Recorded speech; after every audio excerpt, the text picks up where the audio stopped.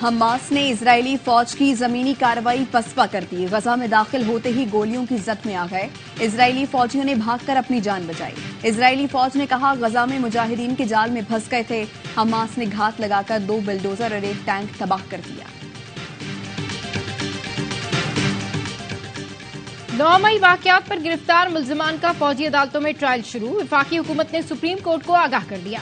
Supreme court में मुतफर्रिक दरखास्त दायर। बताया गया 9 और 10 मई वाकयात की रोशनी में 102 अफराद गिरफ्तार किए। इंसाफ के उसूल के लिए फौजी अदालतों में ट्रायल शुरू किया गया। अमरीका ने मशरिक वुस्ता में फौजी तैयारियां तेज कर दी। पेंटागन का खित्ते में फिजाई दिफाई निजाम फाल करने का हुक्म। फ्रांसीसी खबर रिसा इदारे के मुताबिक अमरीका ने खित्ते में इजाफी फौज की तैनाती का इंदिया दिया है। अमरीकी वजीर दिफा लॉयड ऑस्टिन का कहना है, इक़दाम ईरान और मशरिक वुस्ता में इसकी प्रॉक्सी फोर्सेस की तरफ से हालिया कशीदगी के जवाब में किया गया। सलामती कौंसिल में जंगबंदी की करारदाद वीटो करने के बाद अमरीका ने इसराइल की हिमायत में करारदाद पेश कर दी। करारदाद में कहा गया है, इसराइल को अपने दिफा का हक हासिल है। ईरान दहशतगर्द ग्रोहों को हथियारों की फराहमी बंद करे। अमरीकी मीडिया भी इजराइल का माउथ पीस बन गया। CNN ने अस्पताल पर बमबारी से बरी जिम्मा करार दे दिया। CNN के मुताबिक तस्वीर के फॉरेंसिक से जाहिर होता है ये इजराइल का फजाई हमला नहीं था। गजा जाए बगैर फॉरेंसिक कैसे कर लिया गया? रूसी मीडिया का कहना है अस्पताल पर बमबारी इजराइल ने की। इजराइल झूठा प्रोपेगेंडा कर रहा है कि अस्पताल पर हमास का रॉकेट गिरा। रूसी वजीर खारिजा ने कहा, अमरीका गजा की सैटेलाइट तस्वीर सामने ला सकता है। बाइडेन से कोई सैटेलाइट तस्वीर की बात क्यों नहीं करता? जाती उम्रा फिर मुल्की सियासत का मरकज बन गया। वतन वापसी के बाद नवाज शरीफ ने सियासी सरगर्मियां शुरू कर दी। साबिक वफाकी वजीर कानून आजम नजीर तारड़ और साबिक वजीर खजाना इसाक डार ने नवाज शरीफ से मुलाकात की। मुल्क की सियासी सूरत हाल और कानूनी उमूर पर गुफ्तगू। नवाज शरीफ ने वापसी के बाद ज्यादा वक्त रिश्तेदारों से मिलने में गुजारा। ANP के रहनुमा गुलाम अहमद बलोच नवाज शरीफ से मुलाकात के लिए जाती उम्रा आए। मुलाकात की इजाजत ना मिली तो वापस चले गए। पीपल्स पार्टी की तरफ से नवाज शरीफ को खुशामदीद कहता हूं। फैसल करीम कुंडी की सवाल ये है में गुफ्तगू। कहा, नवाज शरीफ कल के जलसे में बदले से लगे। पहले कहते थे कि 5 लोगों को माफ नहीं करूंगा। कल कहा बदले की तमन्ना नहीं।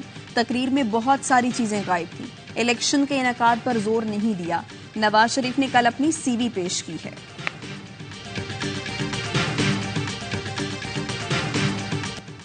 कल दुनिया ने ओन चौधरी को सजा याफ्ता शख्स का इस्तकबाल करते और जहांगीर तरीन का हेलीकॉप्टर जलसा गाह तक पहुंचाने के लिए इस्तेमाल होते देखा।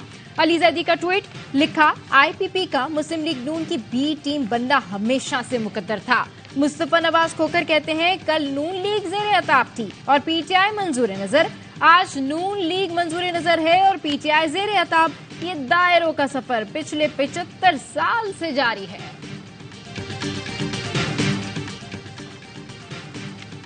फवाद चौधरी और फरूख हबीब की जहांगीर तरीन से मुलाकातें। आइंदा के सियासी लाहे-अमल और पार्टी उमूर पर गुफ्तगू। फरूख हबीब को इस्तेहकाम पाकिस्तान पार्टी में अहम जिम्मेदारी सौंपने का फैसला किया गया। गुलाम सरवर की इस्तेहकाम पाकिस्तान पार्टी के मरकजी रहनुमाओं से मुलाकात। जराये के मुताबिक गुलाम सरवर का इस्तेहकाम पाकिस्तान पार्टी में शामिल होने का इम्कान है।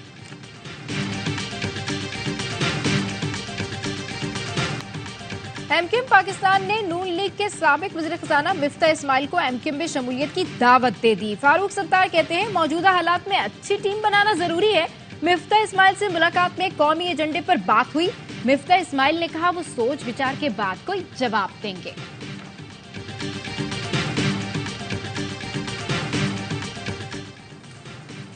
लाहौर के इलाके कान्हा में पाकिस्तान तहरीक इंसाफ का वर्कर्स कन्वेंशन रुकवा दिया गया। पुलिस के मुताबिक इजाजत न होने के बायस कन्वेंशन रुकवाया गया। मुतअद्दिद कारकुनों को हिरासत में ले लिया गया।